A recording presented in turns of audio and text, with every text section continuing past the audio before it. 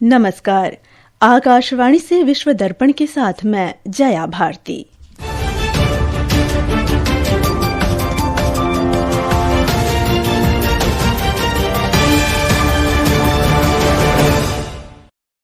मुख्य समाचार।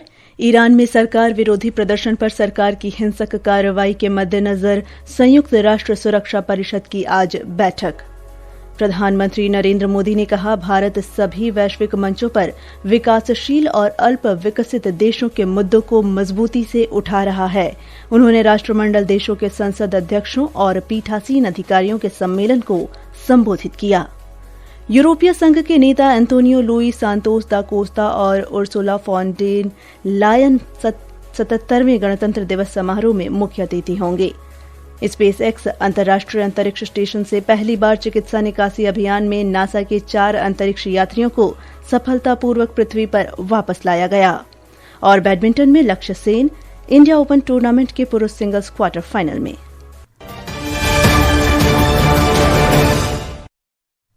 अब समाचार विस्तार से। संयुक्त राष्ट्र सुरक्षा परिषद में आज ईरान की मौजूदा स्थिति पर बैठक होगी। ईरान में देशव्यापी प्रदर्शनों और अधिकारियों की हिंसक कार्रवाई के बाद से तनाव अब भी बना हुआ है। ईरान द्वारा रात्रि में करीब 5 घंटे के लिए हवाई क्षेत्र बंद करने के एक दिन बाद यह बैठक हो रही है। हवाई क्षेत्र बंद होने से कई अंतर्राष्ट्रीय उड़ानों का मार्ग बदलना पड़ा या उड़ानें रद्द करनी पड़ी। हवाई क्षेत्र आज सुबह फिर से खोले जाने के बाद घरेलू और अंतर्राष्ट्रीय उड़ानें फिर से शुरू हो गई हैं। एक रिपोर्ट। संयुक्त राष्ट्र सुरक्षा परिषद ने ईरान में बढ़ते संकट से निपटने के लिए एक आपातकालीन बैठक बुलाई, जिसमें कई सदस्य देशों ने कथित सामूहिक हत्याओं की स्वतंत्र जांच की मांग की और इंटरनेट सेवाओं को तुरंत बहाल करने का आग्रह किया। इस बीच अमेरिका के राष्ट्रपति डोनाल्ड ट्रंप ने आज कहा कि उन्हें आश्वासन दिया गया है कि प्रदर्शनकारियों की हत्याएं रुक गई हैं और फांसी की कोई योजना नहीं है। हालांकि वे स्थिति पर नजर रख रहे हैं। फांसी की सजा जारी रहने पर कड़ी कार्रवाई की उनकी पिछली धमकियों का ईरान पर असर पड़ा है, जिसके चलते उसने प्रदर्शनकारी इरफान सोल्तानी की फांसी को टाल दिया है, जिसे गिरफ्तारी के तुरंत बाद सजा सुनाई गई थी। विदेश मंत्री अब्बास अराक्ची सहित ईरान के अधिकारियों ने फांसी की खबरों को गलत बताया है। इस बीच ईरान और अमेरिका दोनों की ओर से तनाव कम करने के संकेत मिल रहे हैं। हालांकि पश्चिम एशियाई देश में विरोध प्रदर्शन और दमन जारी है। विनोद कुमार की रिपोर्ट के साथ समाचार कक्ष से विशाल शर्मा। ब्रिटेन ने ईरान में विरोध प्रदर्शनों पर हिंसक कार्रवाई के बाद बढ़ते तनाव और बिगड़ती सुरक्षा स्थिति का हवाला देते हुए ईरान की राजधानी तेहरान में अपना दूतावास अस्थायी रूप से बंद कर दिया है और सभी राजनयिक कर्मचारियों को वापस बुला लिया है। ब्रिटेन के विदेश कार्यालय ने इस कदम की पुष्टि करते हुए कहा कि उन्होंने तेहरान में ब्रिटिश दूतावास को अस्थायी रूप से बंद कर दिया है और अब यह अन्य स्थान से काम करेगा। यह निर्णय ऐसे समय में आया है जब क्षेत्रीय अस्थिरता चरम पर है और ऐसी खबरें हैं कि अमेरिका के राष्ट्रपति डोनाल्ड ट्रंप ईरान पर संभावित सैन्य हमलों पर विचार कर रहे हैं। प्रधानमंत्री नरेंद्र मोदी ने कहा कि भारत वैश्विक मंचों पर विकासशील और अल्प विकसित देशों के मुद्दों को मजबूती से उठा रहा है। उन्होंने कहा कि भारत ने सभी देशों के विकास में यथासंभव योगदान देने का निरंतर प्रयास किया है। वे आज नई दिल्ली के संविधान सदन में राष्ट्रमंडल देशों की संसदों के अध्यक्ष और पीठासीन अधिकारियों के सम्मेलन को संबोधित कर रहे थे।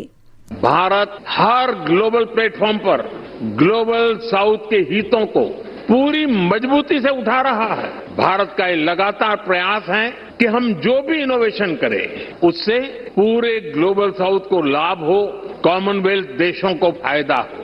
हम ओपन सोर्स टेक प्लेटफॉर्म भी बना रहे हैं ताकि ग्लोबल साउथ के हमारे साथी देश भी अपने यहां भारत जैसी व्यवस्थाएं विकसित कर सकें। प्रधानमंत्री ने कहा कि भारत ने यह दिखाया है कि लोकतांत्रिक संस्थाएं और प्रक्रियाएं आज लोकतंत्र को स्थिरता, गति और व्यापकता प्रदान करती है। उन्होंने कहा कि भारत दुनिया में सबसे तेजी से बढ़ती प्रमुख अर्थव्यवस्था के रूप में उभरा है। भारत दुनिया की फास्टेस्ट ग्रोइंग मेजर इकोनॉमी है। आज भारत में यूपीआई दुनिया का सबसे बड़ा डिजिटल पेमेंट सिस्टम है। भारत दुनिया का सबसे बड़ा वैक्सीन प्रोड्यूसर है। भारत दुनिया का नंबर 2 स्टील प्रोड्यूसर है। भारत में दुनिया का तीसरा सबसे बड़ा स्टार्टअप इकोसिस्टम है। इस अवसर पर लोकसभा अध्यक्ष ओम बिरला ने कहा कि भारतीय संसद के 7 दशकों से अधिक के सफर में जनकेंद्रित नीतियों और कल्याणकारी कानूनों के निर्माण के माध्यम से लोकतंत्र को सशक्त बनाया गया है। लोकसभा अध्यक्ष ओम बिरला ने आज मलावी की राष्ट्रीय सभा के अध्यक्ष समीर सुलेमान से बातचीत की। इस दौरान दोनों नेताओं ने संसदीय संस्थाओं की गरिमा, विश्वसनीयता और प्रभावशीलता को बढ़ाने की अपनी प्रतिबद्धता साझा की। सोशल मीडिया पोस्ट में श्री बिरला ने कहा कि दोनों नेता द्विपक्षीय संबंधों और संसदीय सहयोग को और मजबूत करने पर सहमत हुए।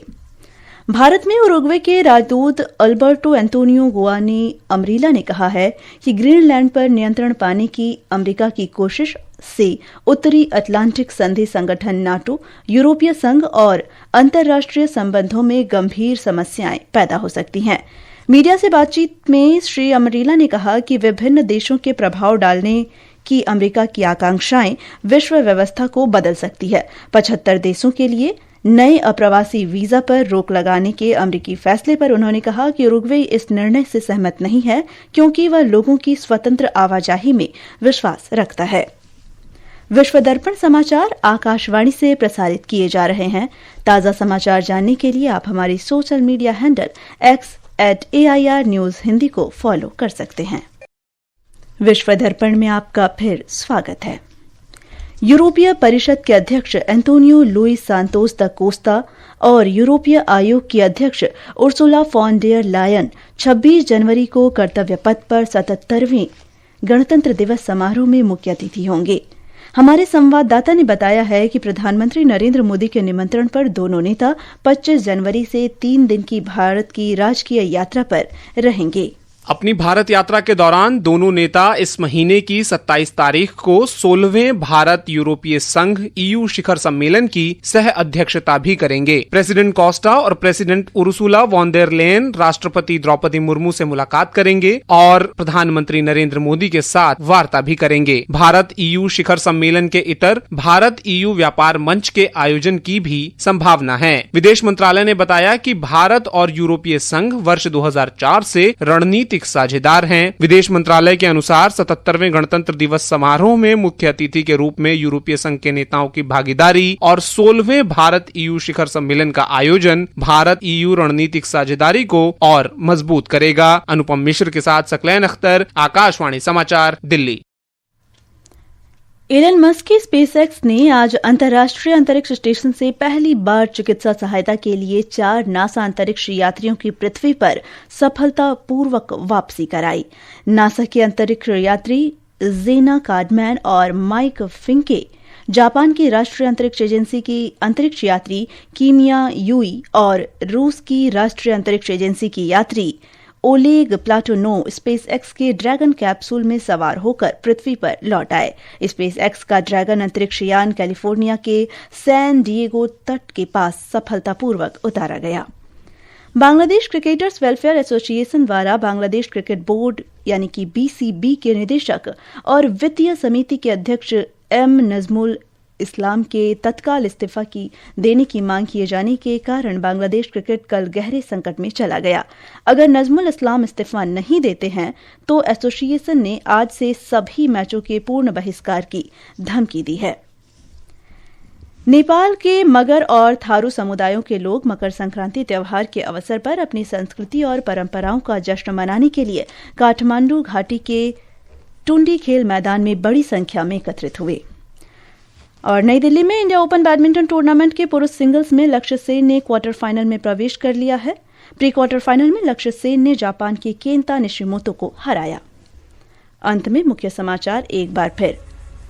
ईरान में सरकार विरोधी प्रदर्शन पर सरकार की हिंसक कार्रवाई के मद्देनजर संयुक्त राष्ट्र सुरक्षा परिषद की आज बैठक। प्रधानमंत्री नरेंद्र मोदी ने कहा, भारत सभी वैश्विक मंचों पर विकासशील और अल्प विकसित देशों के मुद्दों को मजबूती से उठा रहा है। यूरोपीय संघ के नेता एंटोनियो लुइस सांतोस दा कोस्टा और उर्सुला फॉन डेर लायन 77वें गणतंत्र दिवस समारोह में मुख्य अतिथि होंगे और बैडमिंटन में लक्ष्य सेन इंडिया ओपन टूर्नामेंट के पुरुष सिंगल्स क्वार्टर फाइनल में। इसके साथ ही विश्व दर्पण का